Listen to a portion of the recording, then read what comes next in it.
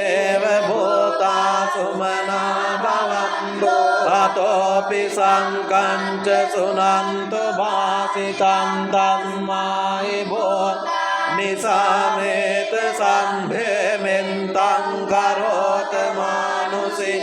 पजाय दिवाकरन्तो च हरन्ति बले तस्मै निरङ्कत अम्बमन्तायं किञ्चिदिन्तं हिदवाहुरन्वा सङ्घेषु आयं रत्नं पनीतं ननो समङ्गन्ति तथागतेन इदं विभुन्धेरत्नं पनीतं एतेन सञ्चेन सुवन्ति होतो कयं विराट् अमृतं पनीतं यदञ्जघासङ्ख्यमुनि